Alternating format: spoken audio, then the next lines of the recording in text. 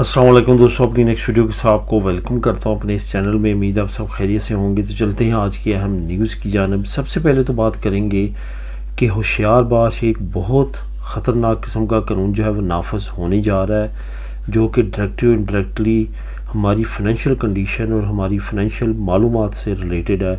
इस पर तफसीली आपको बताऊँगा और किस तरह से अब आपने एहतियात करनी है, इस पे बात करेंगे। उसके बाद मेडिकल बाखा का भी एक नया कानून जो है वो सामने आया है और इस पे बात करेंगे और तफसीली आपको बताऊंगा कि ये बाखा का कानून अब किस तरह से चलेगा। जैसे कि हम मेडिकल बाखा लेते हैं, काम के दौरान कोई मेडिकल कंडीशन की वजह से छुट्टियों पे चले जाते हैं बमै तनख्वाह, तो उस पे बात करेंगे कि वो क्या नई तब्दीली आई है। उसके बाद स्पेन नेशनैलिटी और वर्कर्स का एहतजाज, मिनिस्ट्री दी जुस्टिसिया के वर्कर्स का एहतजाज कहाँ तक पहुँचा, क्या अभी भी एहतजाज हो रहा है, कुछ नई ताज़ा तरीन अपडेट्स हैं वो बात करेंगे उस पर, और वो शेयर करूंगा आपको साथ मालूमात। स्पेन नेशनैलिटी के बाद फैमिली प्रोसेस, इस पे काफ़ी दोस्तों के कमेंट आ रहे हैं और काफ़ी लोगों को इसके प्रोसेस के बारे में नहीं मालूम, क्या नई सहूलतें मिलती हैं जब आपको मिल जाती है स्पेन की नेशनैलिटी फैमिली अप्लाई करने के लिए, इस पे बात करेंगे। तो दोस्तों आज जो ये मैं आप लोगों के साथ शेयर कर रहा हूँ, इस पे जो पहली 3 न्यूज़ हैं ये तीनों की तीनों के लिंक आपको नीचे मिल जाएंगे। और कुछ दोस्तों के कमेंट आए हैं कि ये लिंक कहाँ पे होते हैं। जैसे आप वीडियो के नीचे डिस्क्रिप्शन पे एक एरो साइन होता है, उस पर क्लिक करेंगे तो नीचे आपको डिस्क्रिप्शन मिलेगी और वो डिस्क्रिप्शन में ये तमाम लिंक जो है आपको मिल जाएंगे। वहाँ पे आप बमै लिंक नंबर 1, नंबर 2, नंबर 3 वहाँ पे क्लिक करके जैसे जैसे न्यूज़ मैं आप लोग के साथ शेयर करता हूँ वैसे वैसे वहाँ पे लिंक बतरतीब मौजूद होते हैं। तो यहाँ पे डिटेल की तरफ जाने से पहले एक और बात आप लोगों के साथ शेयर करता चलूँ कि पहले एक चैनल था, इस पे कमेंट आते थे तो इस पे मैं आप लोगों के जवाब देता था। अब दूसरा चैनल, क्योंकि कमेंट्स पे आपको वहाँ पे मैं वीडियो प्रोवाइड कर रहा हूँ, अब यहाँ भी कमेंट आते हैं वहाँ भी कमेंट आते हैं, तो आपका आंसर जो है वो हो सकता है 1 दिन 2 दिन लेट हो, तो आपने सब्र करना है। अगर मैं 1 दिन भी कमेंट का आंसर नहीं देता तो आप नीचे कमेंट करते हैं कि मैंने पूछा था तो आपने जवाब नहीं दिया, क्योंकि आपके अब ज़्यादातर जो कमेंट हैं उन पर मैं वीडियो बना रहा हूँ और उस चैनल पे अपलोड कर रहा हूँ। ज़ाहिर है जिनका पहले कमेंट आया उन पे पहले वीडियो बना के वहाँ पे अपलोड करूँगा और डेली वहाँ पे ज़्यादा से ज़्यादा 2 वीडियो अपलोड हो सकती हैं, पब्लिश हो सकती हैं। इस वजह से अपनी बारी का इंतज़ार किया करें, 1-2 दिन के अंदर उस चैनल पे आपके कमेंट पर आंसर आ जाता है, नहीं तो मैं इस वीडियो में कवर कर लेता हूँ। जैसे कि आज मैंने जो लास्ट टॉपिक है हमारा इस न्यूज़ का, स्पेन नेशनैलिटी के बाद फैमिली प्रोसेस, तो वो मैंने आपके कमेंट को ही कवर किया है। तो अब बात करते हैं कि कौन सा नया कानून है जिससे अब आपने बचना है। अब सिंध ने एक नई कार्रवाई डाल दी है कि अगर आपने 2 ट्रांजैक्शंस अपनी बैंक अकाउंट से कर दी, ठीक है, और आपके बैंक अकाउंट में कुछ ऐसी सरगर्मियां पाई गई जो कि मशकूक हैं, यानी कि आपने ज़्यादा ट्रांजैक्शंस की, आपके पास ज़्यादा पैसे ट्रांजैक्शन की सूरत में आ रहे हैं जा रहे हैं, तो अब ये बैंक पे लाजम करार दे दिया गया है कि वो सिंधा को इत्तला करे। अब आने वाले वक्त में आप देखेंगे बहुत सारे लोगों को सिंधा के नोटिस आएंगे।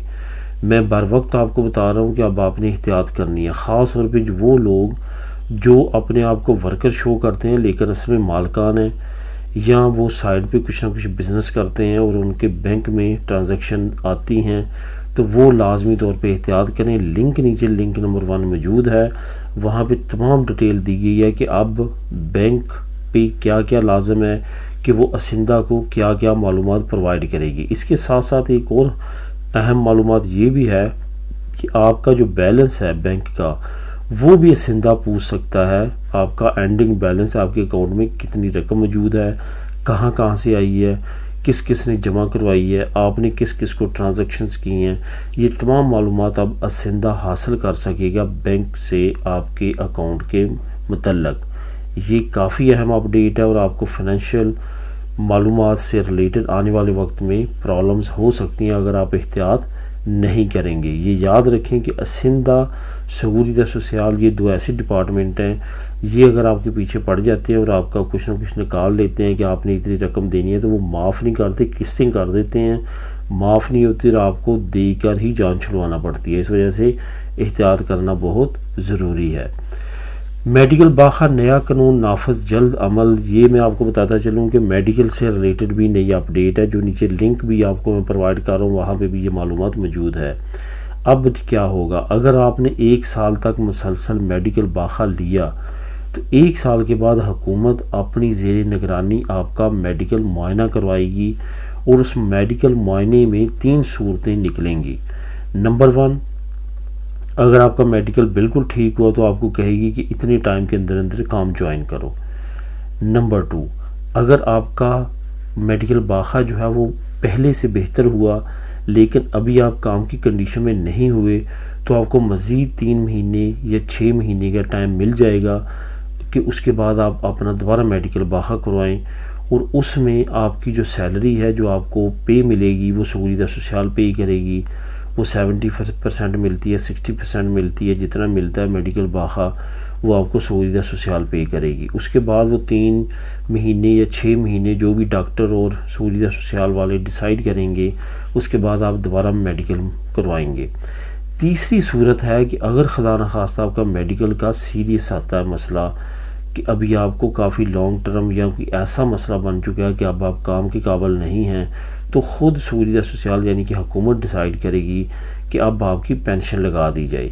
ये नया कानून जो है वो नाफज होने जा रहा है कि अगर आप मुसलसल लगातार मेडिकल बाखों पे रहते हैं और साल गुजर जाता है तो हुकूमत ख़ुद आपको ये सहूलतें प्रोवाइड करेगी अगर आप बिल्कुल ठीक हुए काम पे, वरना आपकी पेंशन लग सकती है।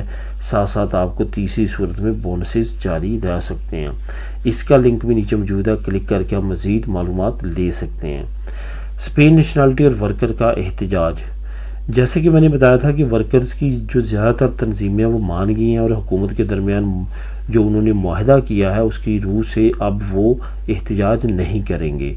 ये मैं बात कर रहा था सेंट्रल हुकूमत की, यानी कि मैड्रिड में ये मुज़ाकरात हुए हैं और सेंट्रल मिनिस्ट्री ऑफ जस्टिस के वर्कर्स और तमाम का जो है वहाँ पे मुज़ाकरात हुए हैं। लेकिन मालागा शहर में वर्कर्स की एक तंजीम है जिसने वहाँ पे काफ़ी अरसे से एहतजाज जारी रखा और अब वो मज़ीद लंबा करने जा रहे हैं और उनकी कोशिश है कि दोबारा से सेंट्रल वर्कर्स और बाकी जो मिनिस्ट्री ऑफ जस्टिस के वर्कर हैं वो भी इसमें शामिल हों।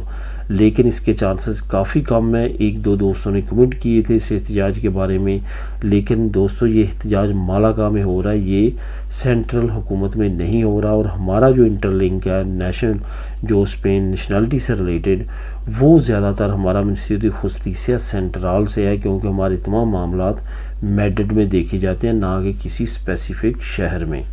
तो इस वजह से ये बिल्कुल भी परेशान होने वाली बात नहीं है। इसका लिंक भी नीचे आपको मिल जाएगा। स्पेन नेशनलिटी के बाद फैमिली का प्रोसेस काफ़ी अहम टॉपिक है। इस पे काफ़ी लोगों को ये नहीं मालूम कि स्पेन की नेशनलिटी लेने के बाद आपको क्या फैसिलिटी मिलती है जिस पे आप फैमिली इजीली बुला सकते हैं। नंबर 1 तो ये कि आपको घर की जो रिक्वायरमेंट है वो आपकी ख़त्म हो जाती है। नंबर 2 आपकी फाइनेंशियल फिर जो जिसमें सैलरी स्लिपें, आपका बैंक बैलेंस, आपका रेंटा, ये तमाम चीज़ें आपकी नहीं मांगी जाती हैं, आपको ये भी एग्जाम्पशन मिल जाती है। तीसरी बात ये कि आपको एम्बेसी में भी राहत मिलती है। आपका जैसे फैमिली की फ़ाइल ओपन होती है उसके बाद ज़्यादा टाइम पीरियड नहीं लगता।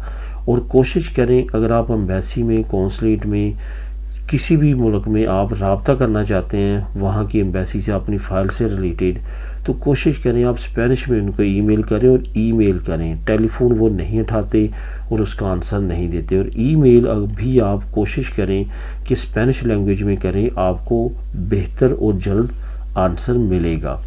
तो फैमिली प्रोसेस जो है वो नेशनलिटी के बाद बहुत ज़्यादा आसान है, बहुत इजीली कर सकते हैं आप।